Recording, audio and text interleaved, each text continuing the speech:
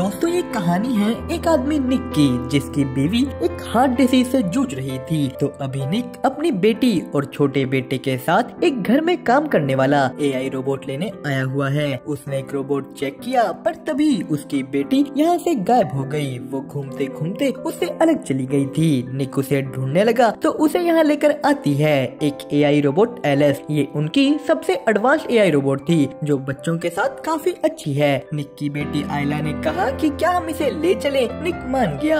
Alice अगले दिन उनके घर में आ जाती है। उसने निक से सबकी सारी डिटेल्स मांगी कि आप मुझे सबका टाइम टेबल बता दो। निक उसे घर दिखाकर आयला को स्कूल छोड़ने चला जाता है। एलिस ने पीछे से घर के सारे काम करने शुरू कर दिए। वो वहाँ फोटोज में निक की पत्नी को देखती है। निक जब वापस आया, उनका घर बिल्कुल साफ पड़ा था। आज एलिस ने आयला की फेवरेट डिश बनाई है, पर वो कह देती है कि ये मॉम की डिश की तरह नहीं। तभी निक का बेटा मैक्स रोने लगा। निक ने कह दिया कि ओह, तुम तो हमेशा मुझे तंग करते हो। ये सब बातें एलिस सुन रही थी। तो रात को आयला उठकर किचन में कुकीज लेने की कोशिश करती है, पर तभी निक को उसके चिल्लाने की आवाज आई। आयला चेयर से गिर गई थी, पर एलिस ने उसे पकड़ लिया। इसी बीच एलिस को चोट लग गई थी। वो अपने घाव पर बैंडेज लगाती है। निक उसे अपनी वाइफ के कपड़े देने आया, तो इतनी देर में ही उसकी चोट भर गई थी। अगले दिन वो सभी निक की पत्नी मैगी को मिलने गए। एलिस भी उनके साथ जाती है। मैगी का कुछ दिनों में हार्ट ट्रांसप्लांट होना था।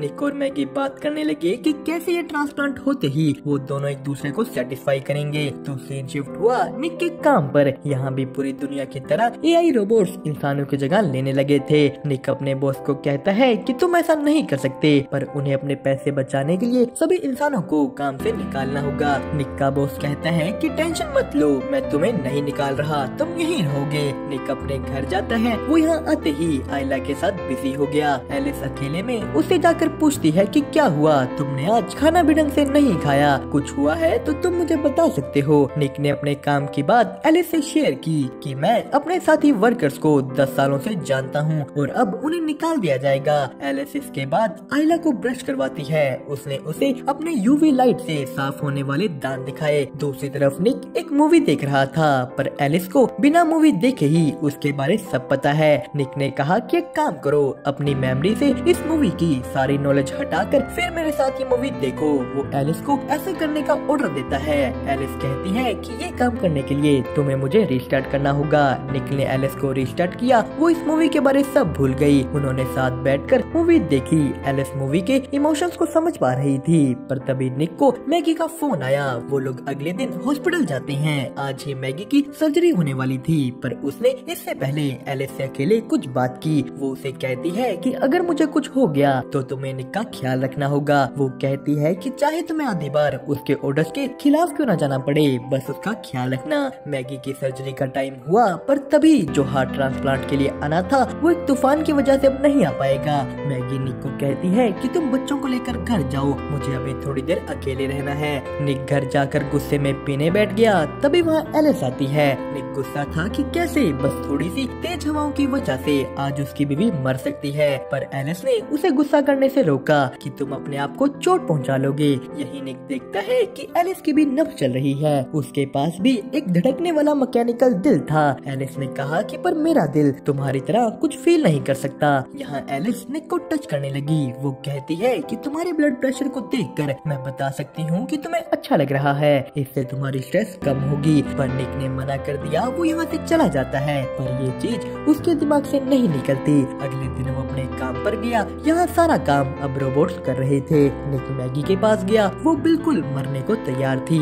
उसके अंदर कोई उम्मीद नहीं बची। निक वापस घर गया तो वो देखता है कि उनकी फैमिली फोटोज में से मैगी की फोटो गायब थी। उसने एलिस से इसके बारे पूछा। वो कहती है कि तुम्हारी बेटी फोटोज देखकर दुखी हो रही थी, तो मैंने उन्हें हटा दिया। निक कहता है कि फोटोज वापस लाओ। वो यहाँ से अपने दोस्तों के पास जाता है। ये वही लोग थे जो पहले निक के साथ काम करते थे, और इस वक्त वो बहुत नाराज हैं क्योंकि उन्हें कहीं और भी काम नहीं मिल रहा। गुस्से में उनका एक साथी मोंटी उन्हें उनके पहले काम करने वाली जगह पर ले गया। वो निक को कहता है कि मैं अंदर अपना कुछ सामान भुलाया हूँ, बस वही लेने जाना है। पर अंदर पहुँचते ही उसने निक से पूछा कि चलो यहाँ का कोड बताओ। वो पूछता है कि क्या यहाँ का एक ही कोड है या तुम्हें अपना अलग मिला है। निक कुछ नहीं बोला। मोंटी निक की बेटी का ईयर ऑफ बर्थ याद कर कोड में भर देता है। ये चैम्बर खुल गया। इसमें से एक रोबोट बाहर आता है। मोंटी ने उसका सर तोड़ डाला। वो लोग निक को पकड़कर सभी के सभी रोबोट्स को तोड़ डालते हैं। निक अपने घर चला गया, पर तभी उसके शावर के बाहर एलिस आ गई थी। उसने निक की पत्नी के कपड़े डाल रखे थे। निक पूछता है कि तुमने ये क्यों डाल रखे हैं? एलिस ने कहा क्योंकि तुम्हारी वाइफ की स्मेल तुम्हारे बेटे को खुश करती है। पर निक के कहने पर एलिस ने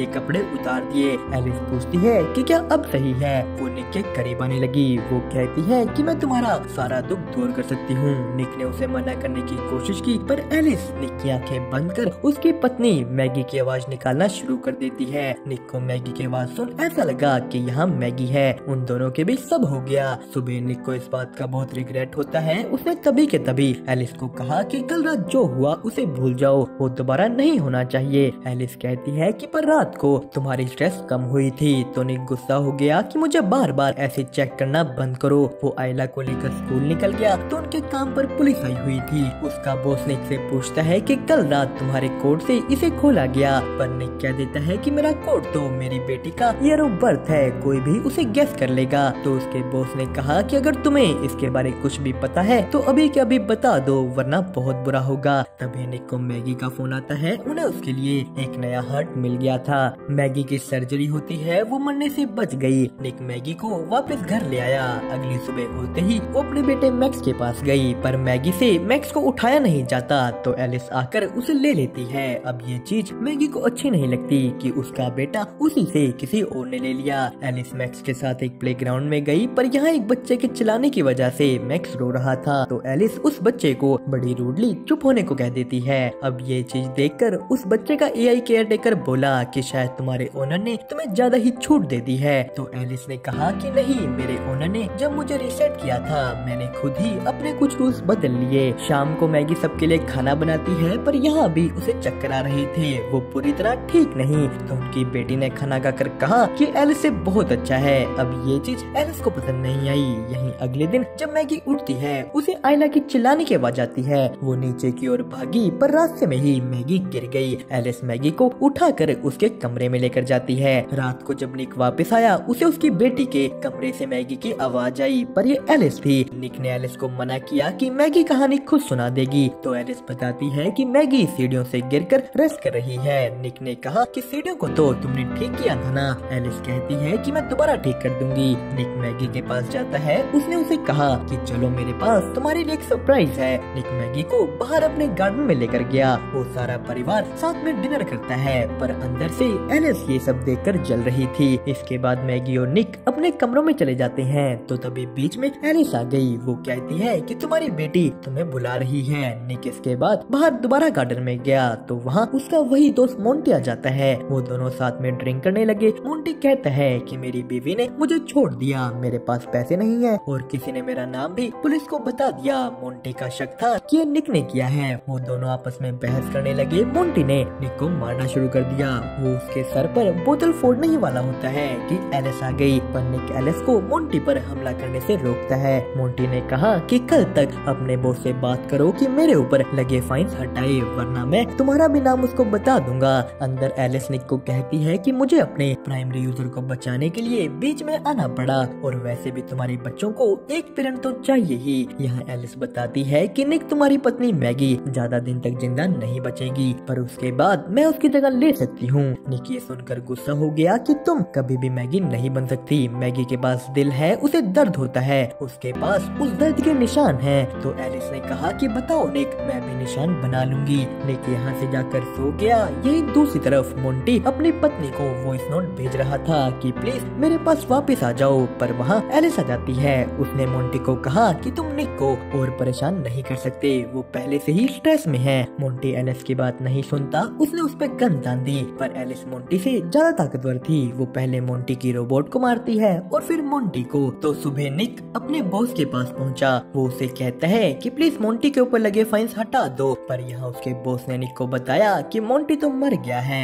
निक को इस बात पर विश्वास नहीं होता। इधर उनके घर में एलिस मैगी की मदद करती है। वो कहती है कि मैं तुम्हें छोड़कर नहीं जा सकती क्योंकि तुम्हारी दवाइयों की वजह से तुम बेहोश हो सकती हो और यहाँ बाथटब में तुम मर भी जाओगी।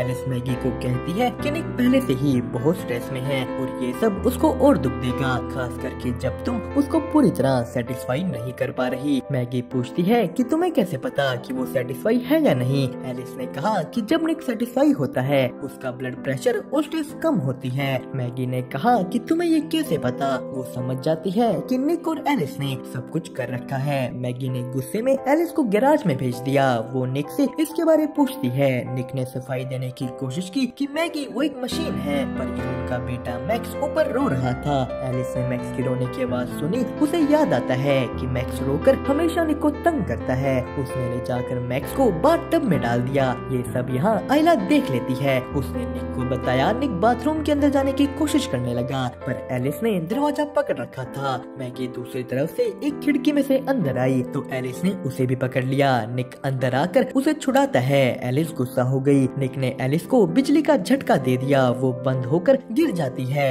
मैक्स को हॉस्पिटल ले जाया गया। यहाँ मैगी निक को कहती है कि बच्चों के साथ मैं अकेली जाऊंगी, मुझे सब सोचने के लिए थोड़ा टाइम चाहिए। तो दूसरी तरफ कंपनी वाले एलिस को रिपेयर के लिए ले गए पर यहाँ जैसे ही वो एलिस के दिमाग को निकाल कर अपने सिस्टम से कनेक्ट करते हैं, एलिस ने उनके पूरे सिस्टम को ही हैक कर लिया। वो अपने आप को पूरे सिस्टम में कॉपी कर देती है। एलिस ने दूसरे रोबोट को कंट्रोल कर इन लोगों को भी मार दिया। सीन शिफ्ट होता है हॉस्पिटल में जहाँ निक का पूरा परिवार बैठा था पर निक अकेला एक बार में दुखी होकर पी रहा है। तो तभी वहाँ एलिस आ गई। वो कहती है कि मैं तुम्हारे सारे दुखों को खत्म कर दूंगी। मैंने उस मोंटी को भी मार डाला और अगली बारी तुम्हें दुख देने वाले तुम्हारे उस परिवार की है। एलिस एक दूसरे रोबोट के जरिए हॉस्पिटल पहुंच चुकी थी। वो इधर निक को भी पकड़ लेती है पर निक ने उससे दो प्यार की बातें कर उस पे हमला कर दिया। तो यही हॉस्पिटल में मैगी ने कुछ आवाजें सुनी। वो आयला को पीछे छोड़कर आवाज के पीछे जाती है। आयला जब उठी वहाँ कोई नहीं था। उसे भी दूर से मैगी की आवाज आई।